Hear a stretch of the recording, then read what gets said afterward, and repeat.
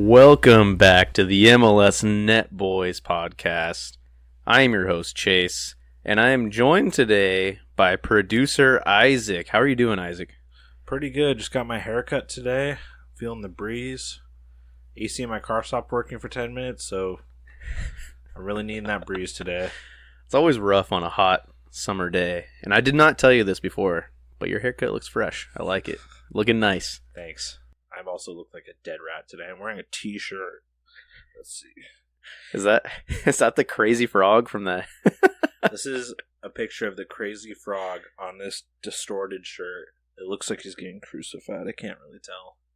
That looks like a shirt. I'm sure you got it that way, but it looks like a shirt that has been like passed down for like 4 generations. This thing's seen hell. I think this is a good way to bring it back.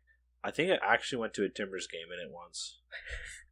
I don't know how or why, but I think I did. Good segue. Jacob is not here with us today as he kind of took a spontaneous trip north of the border. Went up to Canada to go visit some family. So we wish him safe travels as he's up there and drives back. I think he's coming back tomorrow. But solid week of MLS action. Did you catch many of the games, Isaac? I normally like to watch 360 on an iPad on the coffee table while I watch said Timbers game, and then I'll kind of bounce around. This week I only watched the Timbers tie against NYFC, and that was not that great. Very bad reunion. As a Timbers fan, you just kind of get accustomed to it, as much as you hate to say that. But, overall, I think this week seemed a bit more boring for most people because there wasn't a goal scored behind half like the previous 2 weeks. Yeah. But, I think there were some solid games, good goals out there. Just everybody's kind of getting accustomed to MLS having these crazy results. So let's just dive right into it. The week started with Charlotte FC versus Club de Foot Montreal.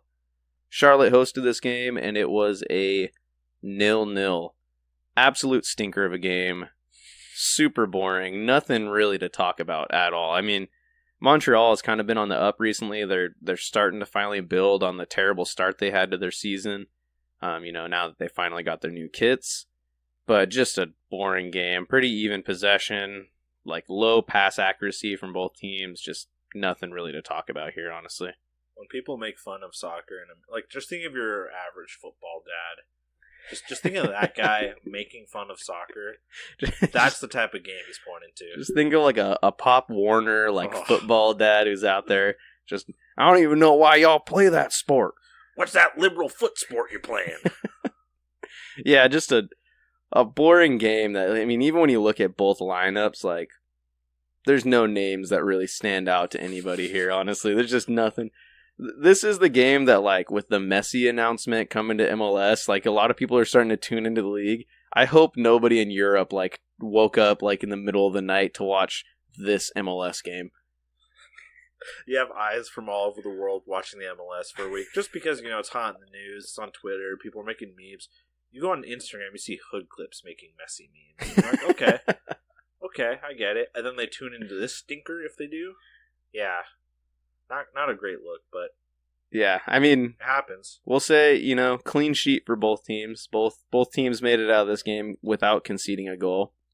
But moving on, we have Columbus Crew beating Nashville 2-0 at home.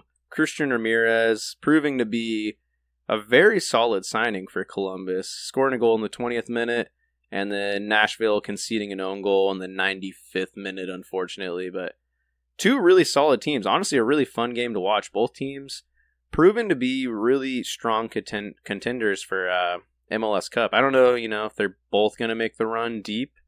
I mean, they're both Eastern Conference teams, so they'll face each other in playoffs if they do make that deep run. But, I mean, Wilfred Nance has this Columbus Crew team really starting to buzz. You catch any part of this game at all? Or no, I think you only caught the Timbers, right? Yep, I wanted to watch 360, but I didn't. That's where I usually at least get a little bit of the other games, but this week not at all. I always miss the own goals too, which I don't know. I only see them on highlights after. I will say, for anybody that's looking to like tune in to the league and they want to watch a fun team, Columbus Crew is the team to watch. Wilfred Nance is a really fun coach and has this Columbus Crew team playing really, really exciting soccer. But moving on. Wait, who else plays for Columbus? Columbus Crew? Yeah, who else plays for them? Darlington Nagby. Who else plays for them? Oh, I know. I know that you know. Keegan Hughes. Come on the show. The legend. Anyways, another exciting result, actually. DC United beating the top team in the league, FC Cincinnati, at home 3-0. Absolutely just mollywhopped FC Cincinnati. Just trying to think of a phrase that would like get you to crack there. But I mean, for a little bit of context for people who haven't followed it super closely, FC Cincinnati, they came into the league and they won the Wooden Spoon 3 years in a row. Wooden Spoon is a trophy that you get when you're the absolute worst team in the league. When you finished at the bottom of the table, worst team across both conferences, you get the Wooden Spoon. They got that 3 seasons in a row, switched front office, switched managers, and found some form last year, started to build, and now this year, with the addition of some defenders, they have been pretty impenetrable. They haven't lost at home yet. They were top of the Supporters' Shield, and then came up against the mighty DC United and got freaking drubbed 3-0. This is the kind of variety you like in the MLS. This is what you love to see. The top supposed best team in the league, hottest in form, gets beat down by a team that, I don't even know, DC's in 9th place now after that result in the Eastern Conference. So definitely not a good team, but they have a good leader in Wayne Rooney. Wasa. That guy looks like one of the Keebler elves. He looks like he'd beat me up in like an alley in a weird street called like Chestertonboro, and like he looks like after he gets done coaching DC United, he takes off his like DC United hat and puts on like a pointy like green hat and then climbs into the hole in a tree and starts baking cookies or something. Dude, just look up pictures from Wayne Rooney in the early 2000s with his boys, his little rat pack. He was before he got hair plugs, before when he was balding at like 25. Yeah. Dude, I remember that being news. The fact that he got implants for his hair. Oh man, I love Wayne Rooney for a lot of reasons, but I do not like him as a coach, unfortunately. Anyways, let's keep it moving here. We have the New England Revolution beating Toronto FC 2-1, which ultimately led to Bob Bradley being sacked by Toronto FC. He is out the door, unfortunately, after a poor run of form this season. Can't seem to get this star-studded squad to correct the ship and, start pulling the line for him. So they decide it's easier to fire one manager than it is to fire 22 players, and they give him the old boot respectfully out the door. But kind of an unfortunate way for him to go out, because it wasn't necessarily a super one-sided game. I think New England kind of edged it out here. Also, kind of fitting yet sad that his last game for this club where he was handed a loss was by Bruce Arena, who he coached under for a long time. He was an assistant coach. He kind of learned his way to be a coach from Bruce Arena, and then he went on his own and made the legacy that he has now. And here we are, years and years down the road. They're both old men in their 60s, and I think Bruce Arena is almost 70 now, and Bruce Arena is the man that gave the result that got him fired. So props to Bruce Arena. But I won't say too much more about that game. New England, another solid team. They're up there pushing for top in the East. Good result for them after Cincinnati gets a loss. So we'll see how that kind of lays out as the season goes on, and we'll touch on the Bob Bradley firing here a little bit more once we finish up with the games.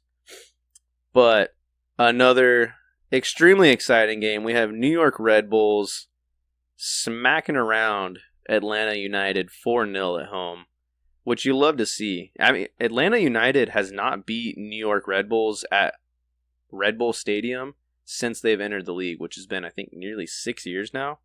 Something like that. Kind of crazy. With, Atlanta United, a lot of people look at them and they see like a pretty dominant MLS team. But for them to not be able to even pull out like a single win against New York Red Bulls is kind of astounding. I thought for sure they had for some reason, but good on Red Bulls for absolutely just smashing Atlanta 4-0. Solid result.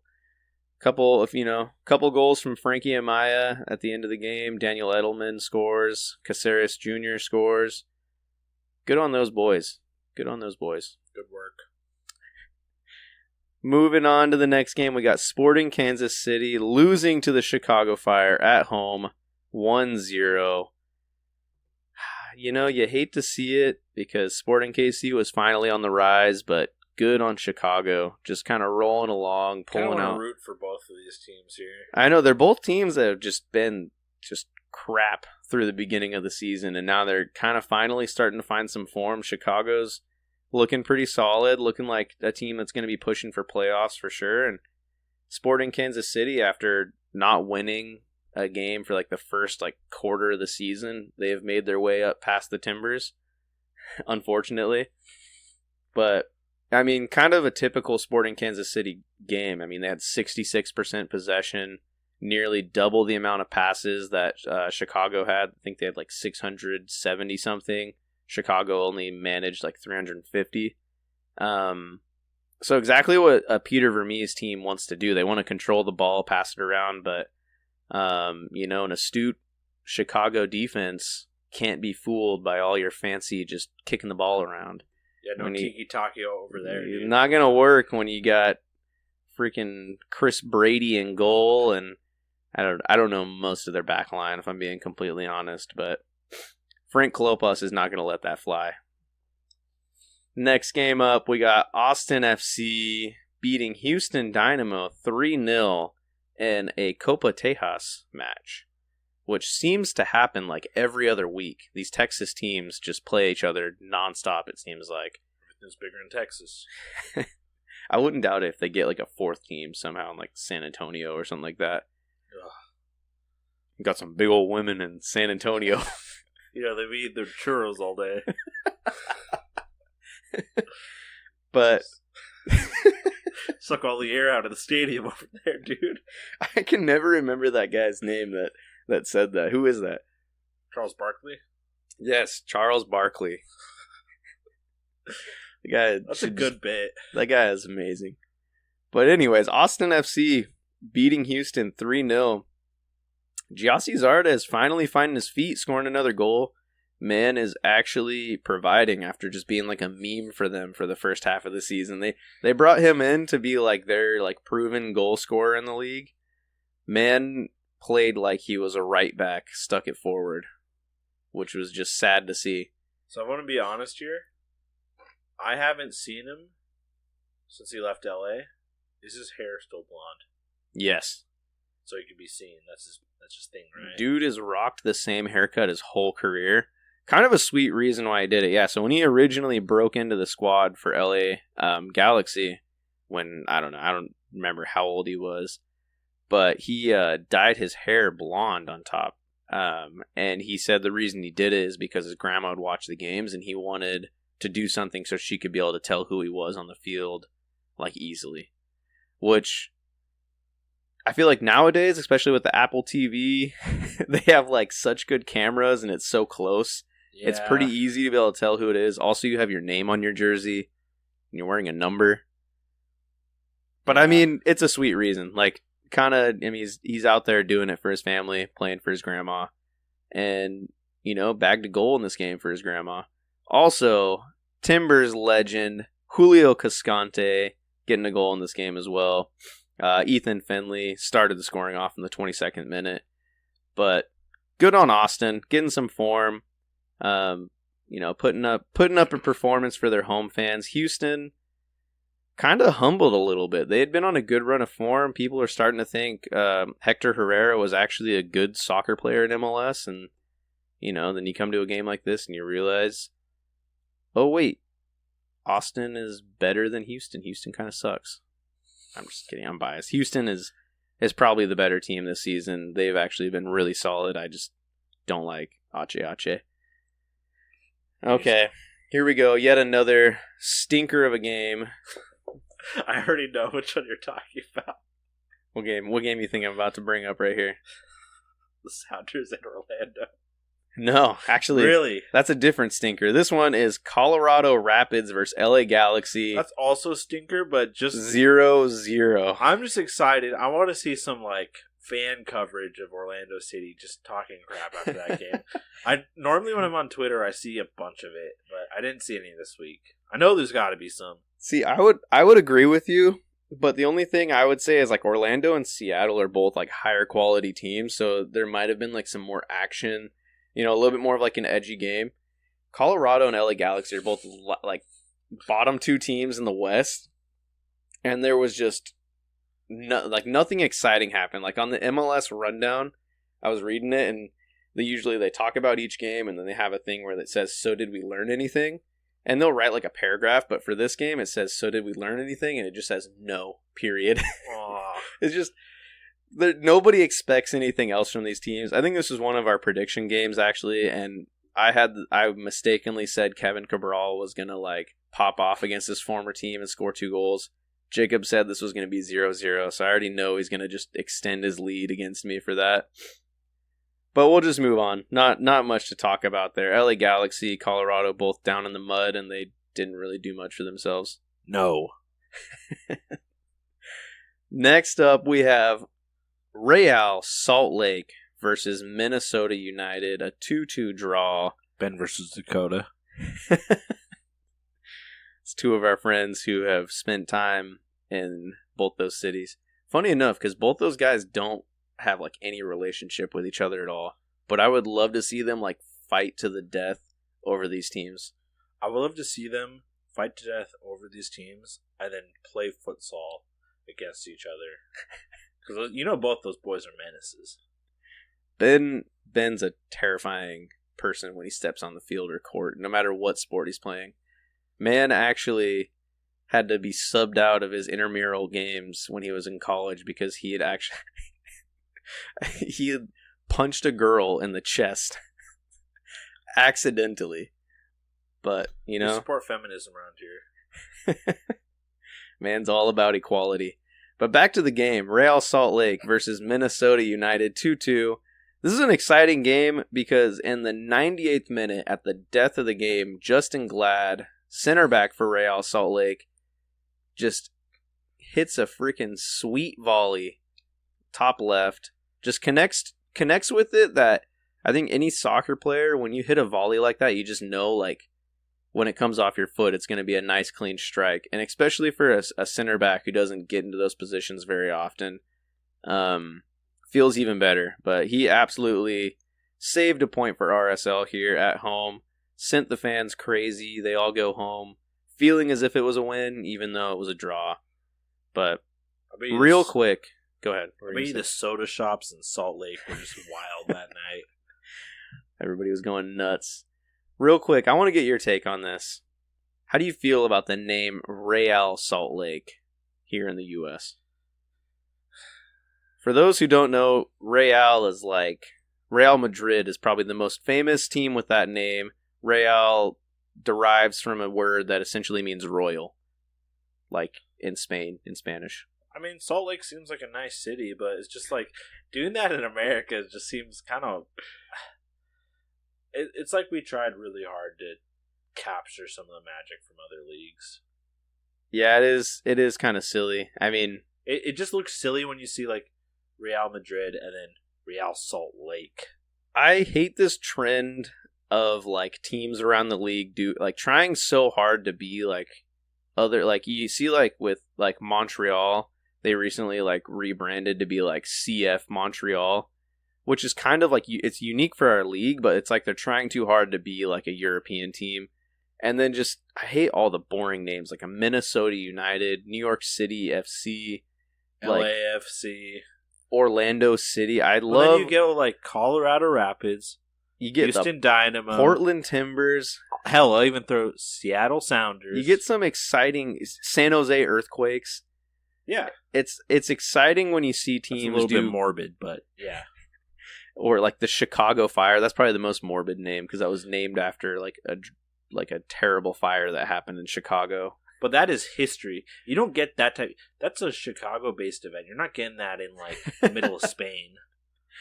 True, but versus Inter Miami. That's probably the worst offender. It's either that or Real Salt Lake. I hate when teams that like American teams try to be something that is inherently not American. Like, just take pride in that we're like this different league, completely different than the rest of the world. Don't try and copy them. Let's be something completely different. It really frustrates me.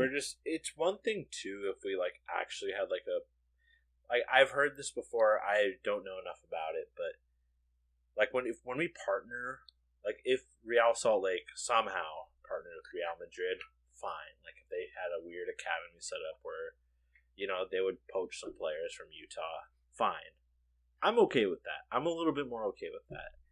Imagine that Real Salt Lake is just scouting random kids in Utah for their next golden generation. Man, a new Mormon winger going over to Madrid. God. They're like, forget all these Brazilian wonder kids. We're gonna go to freaking Real Salt Lake. We're gonna go to Utah. You know what? I've heard that is one of the cleanest cities in this country, so I can't knock it too much. I wouldn't doubt it.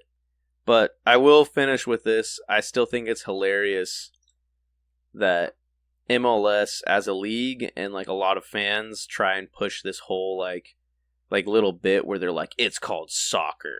It's not football. It's called soccer. And then literally like half of our teams have like FC in their name, which literally just means football club. So it's kind of silly. It's like silly. we're like lukewarm. That's we want the Euro snobbery, but not enough.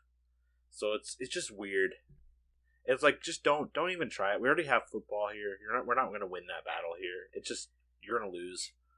This has been my grind my gears segment for the day. Also, New England Revolution, tight name. I've always thought that. There's some pretty sick names. Their after goal celebration, tight.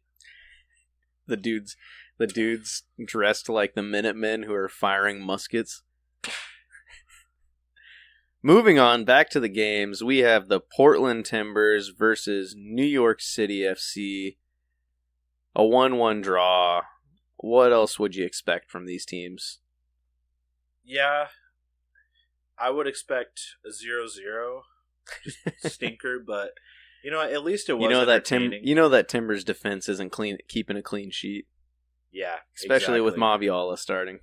I saw that and I was like, yeah, we're gonna lose. Joe said that too, but I don't know. It seemed more of like an active game. I felt like there was just a lot of chances both sides. At first, it felt like it was a little heavier handed towards us. We looked pretty decent. We were getting down. Boley was running up, getting in good positions, not really able to pass it to anyone very often, but he was getting down in front of defenders. Then second half, other side started piecing us together, but it felt a little bit more even. There's just lots of chances, but I'd say solid game from both teams. Definitely a tale of two halves for sure. Evander scoring a really nice goal for the Timbers. Keaton Parks scoring a goal for New York City FC in the second half. I don't know what else to say about it. I mean, like we said, Larice Mabiola started. That's never a good sign for the Timbers. But it came out of a good circumstance, I'll say. Zach McGraw was called up to the Canadian national team, his first call-up. Funny story about that. So he's actually enlisted in the U.S. Army. So when he played for like the Army college soccer team and then got drafted through that.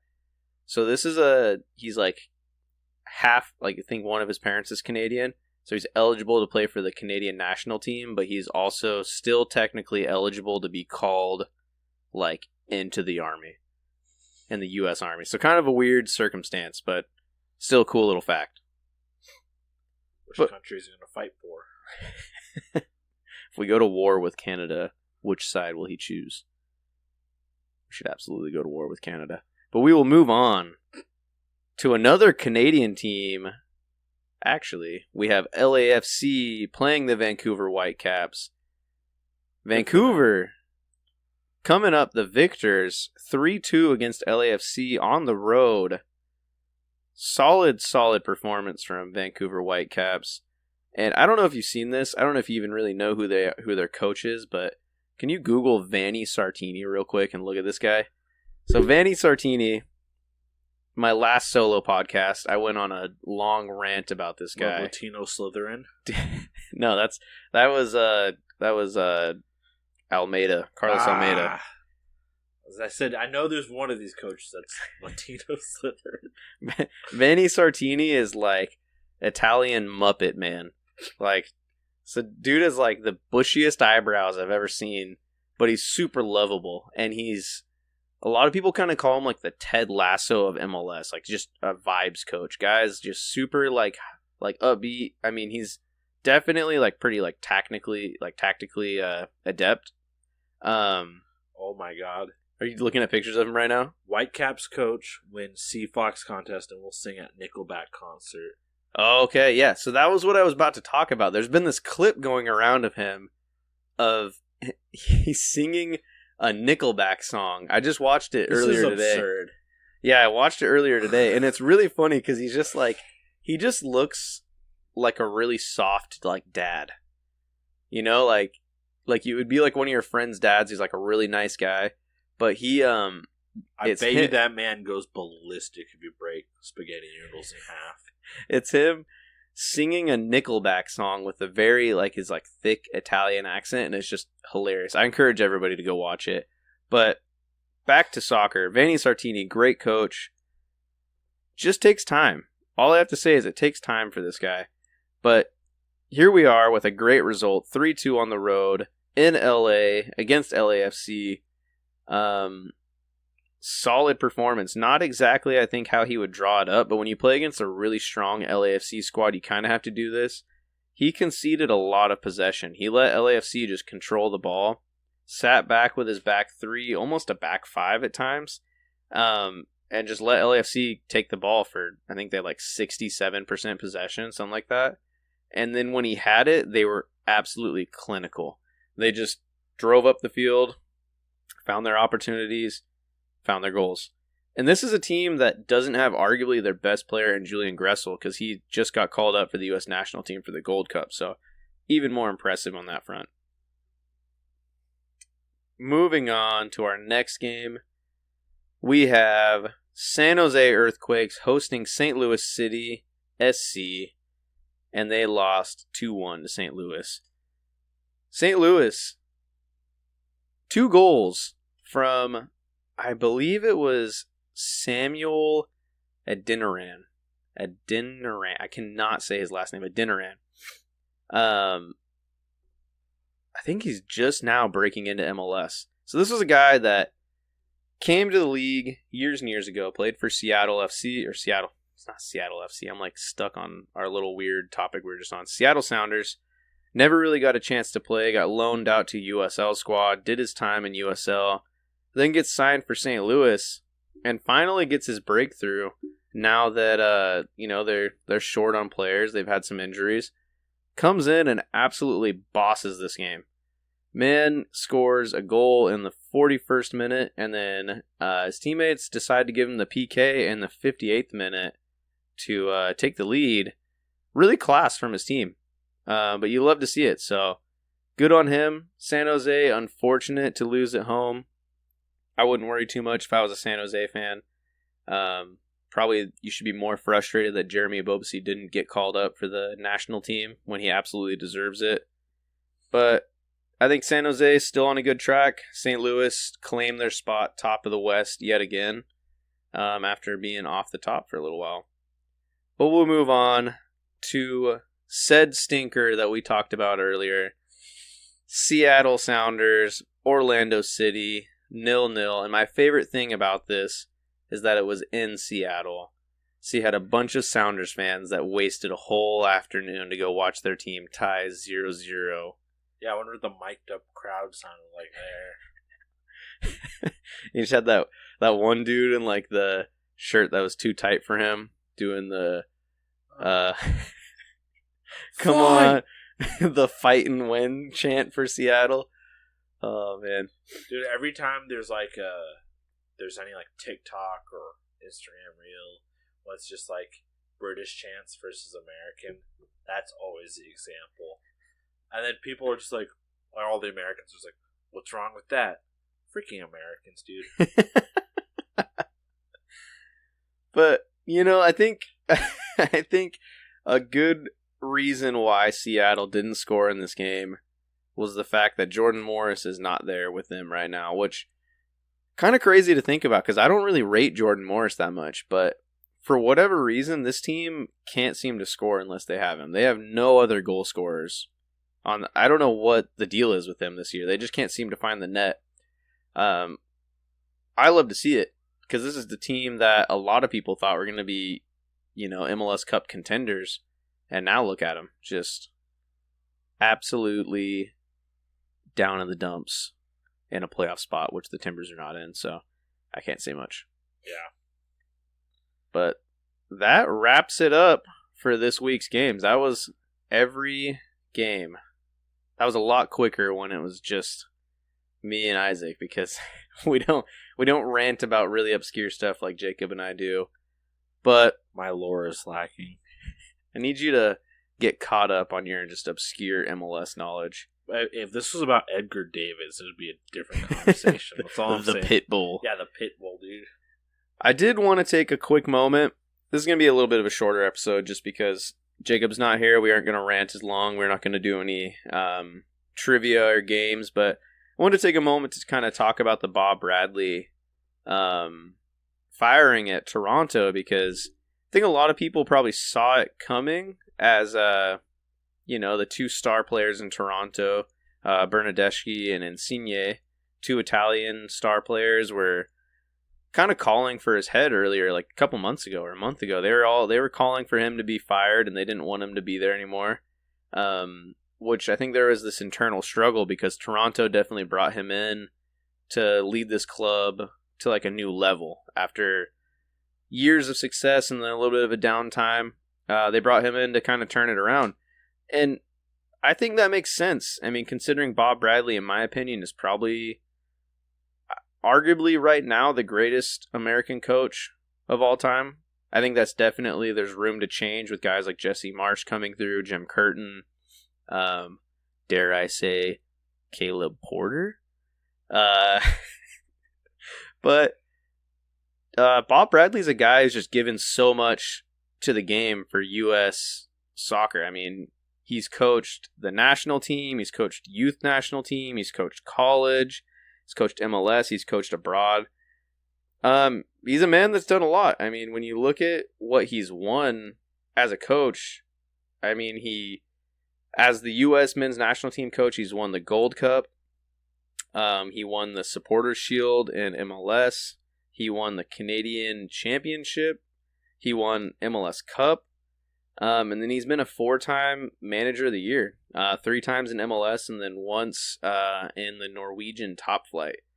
But just a man who's lived a very full career. I mean, I don't know if many people... I mean, I kind of talked about it a bit earlier, but he started his career coaching college. He was an assistant coach for Bruce Arena, and then once Bruce Arena left, he kind of had his little head coach stint, and then he followed Bruce Arena, and he went and helped coach in the United States setup, and then went to DC United, where he was an assistant coach for Bruce Arena for 2 years. And then he got his first head coaching job at a professional level with Chicago Fire, their first year in the league, and kind of did the remarkable and won not only the U.S. Open Cup, but he also won the MLS Cup that year and won Coach of the Year. And then just from then on, just had solid results, was just a well-known coach that did a lot, had different stints with the U.S., went abroad. So it's sad to see this kind of little downturn. I don't know if he's going to take another job in MLS. I mean, he's 65 years old. He definitely has a little bit more time as a coach, but kind of have to wonder what's going on in his head because it's kind of at the point where you'd almost rather just spend time with your family. Which, funny enough, he kind of was doing that at Toronto because his son plays for Toronto. So, kind of funny. But I'm a little curious what Toronto may be thinking is next. Now that they just fired probably arguably one of the best coaches they could have got for this position. I don't know what's next for them. I don't know if they're really thinking what's next. I mean, they're kind of tied up on these star Italian players until I think I think Bernardeschi is like contracted until 2026. So, like I said earlier, I mean, you either fired 22 players or you fired one head coach. What's the easier solution? But I don't know. I don't know. Do you know much about Bob Bradley? Isaac, do you have much experience with the Brad man? I just remember during World Cup season about, I suppose 8.5 years ago, there was a lot of talk of him. I believe he was coaching at that time. Jamie, let me pull myself up. Give it a goog. Give it a goog. What's the timestamp here? I'm trying to think when he coached the U.S. national team last. I was just looking at his Wikipedia.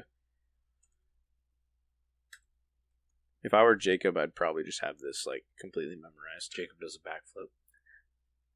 He's going to be listening to this and just be like, dude, how do they not know? I'm actually looking into Steve Cherundolo at the moment, so I'm a little bit busy for this conversation. He coached the U.S. national team 2006 to 2011, so about 10 years ago. Right before... So he coached them during that iconic 2010 World Cup. He was the coach when the U.S. kind of like miraculously made it out of that group. Group of death. And then they had that iconic game against Belgium where they could have gone through had Chris Wondolowski not been there. Yep, some fan in the box seats caught that probably. I believe so. I think I'm getting that mixed up with the 2014 World Cup now, actually. I did just get that mixed up with the 2014 World Cup. Anyways. 2010 was in Africa. That was the South African one. We're outing ourselves really bad. This is not good content right now. But anyways, I wanted to talk about a few coaches that I could see possibly taking the spot at Toronto. And I would like to say my number one pick, who I think should absolutely take the Toronto job, yet I don't know if he will. I mentioned him earlier. I think Caleb Porter should absolutely take this job. The squad is star-studded. They have a lot of attacking talent. Caleb Porter is an excellent attacking coach. He knows how to get guys like firing on all cylinders. He knows how to control the ball, help teams move. I mean, he's only coached 2 MLS clubs, and he's won MLS Cup with both of those clubs. So, I mean, pretty good track record overall. I could see him going in, really turning this team around. I think maybe the only other option I would look at if I was Toronto, they have a lot of money to throw around. You may know this guy. It's a big name. I would say Gennaro Gattuso. Milan legend. Italian boy. Come to Toronto. Coach a couple naughty little Italian players who are vaping on planes and whatnot. We're breaking spaghetti this week, dude. I'm saying it. We've been talking about a lot of Italians this week. Breaking spaghetti. But that's really all I had to talk about. It's a little bit harder, when you're sitting in the hot seat, just talking away. Correction. Just going back to a few minutes ago. Let's see. Bradley lost against Ghana in the 2010 World Cup. That's the one where you remember there's a controversy with the refs. That's right. I just remember. Basically disallowed that goal.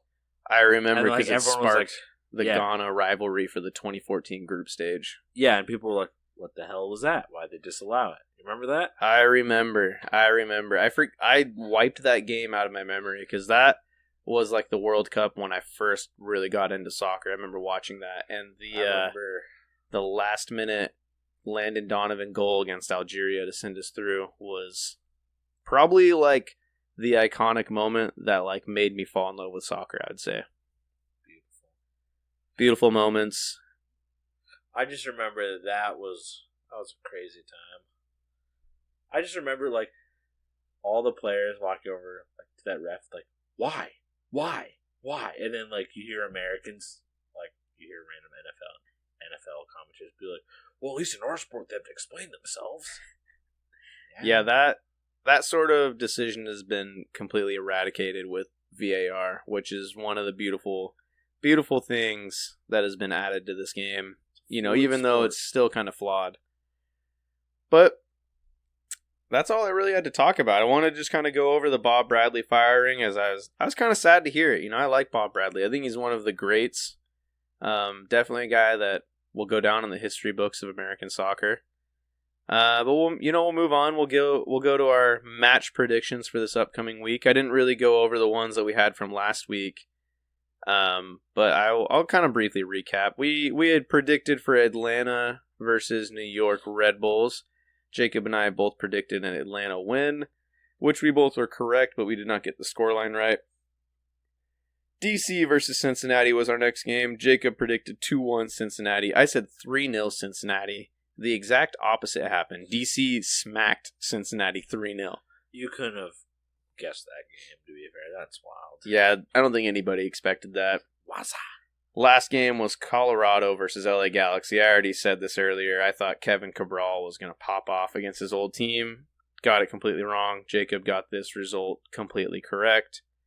Well, let's move on to this next week. I'm going to let Isaac make Jacob's predictions for him in the hopes that I can make up some ground here, because Jacob is kicking my butt. So first up, we had Toronto versus RSL. I already pre-wrote these down in case you forgot what you'd already predicted. I believe I said 2-0 Toronto. You said 2-0 Toronto. I went with a 2-1 RSL. I think RSL is going to have enough to beat Toronto on the road. I think all the, just firing Bob Bradley, all the tension in the air, the tension in the locker room, because you got to think his son is still there, Michael Bradley. There was a lot that came out a little bit weird, where a lot of players didn't feel comfortable in Toronto because they felt like they wanted to speak out in the locker room, but they couldn't because they felt like the coach was still there even when he wasn't, just because Michael Bradley was in the locker room. Nepotism. So I think there's still a lot of tension. I can only imagine when you fire the guy's dad who's still there, just it's got to feel uncomfortable. So I think there's going to be a little bit of a, some tension going on with Toronto for a while. So I'm going 2-1 RSL. They got Chicho Arango just signed for the team. They got a little bit of a bump. Justin Glad scoring bangers. That's all fine, but you can't predict this freaking league. So yeah, there's no way. I'm just writing narratives now. I watch RSL smash teams that they shouldn't. I watch them just lay turds when they should be winning. I don't know, man. I'm just writing narratives, essentially. I feel like they just have to be between spot 7, spot 9. Like, that's where they want to be. Because then they can just go into the playoffs and not score just a single goal. Scoot right on into the playoffs and then just get, butted out. That's what they do. Next up, though, we have Dallas hosting LAFC. What did you say for this one, Isaac? I believe I said 2-1 Dallas. You did. You went for a 2-1 Dallas. I went 2-0 LAFC, and there's only one reason why I say that. And I don't think you're aware of this, so it's a little unfair to you. Dallas has been extremely poor this season without Jesus Ferreira up top, and he is gone with the national team right now at the Gold Cup. So I'm going Dallas they're going to lose. I think LAFC has a point to prove after losing last week, and I think they're going to come back swinging. Logical. I could believe that one. Forget what I said last game. Last game we have here, Miami hosting Austin, and I think we both predicted Austin to win this one. I said 1-0 Austin. What did you go with here? I said 3-1. I think we're both just do not expect Miami to do anything Too here. many eyes on them. Well, I mean, I think in their last, what was it, 1, 2, 3, 4, 5, 6, 7 games. In their last 7 games, they have 1 win. So it's just been absolutely horrible form for them. It seems like they're just counting down the games until Messi arrives. And now with the announcement that they're going to sign Sergio Busquets as well, longtime teammate of Messi, don't even know how that guy's going to fit into the team. I mean, just one of the greatest defensive midfielders of all time, but absolutely not. That's so wild. not mobile enough at all to play against like a young dynamic midfield, no matter where you're at in the world. Like if you put him in like a team where you have like another guy next to him and can do all the running and then just give him the ball, yeah, all is well and fine. Miami does not have that. They do not have that at all. So I don't know what they're expecting to do with with Sergio Busquets, unless I think they just almost just signed him just to keep Messi happy.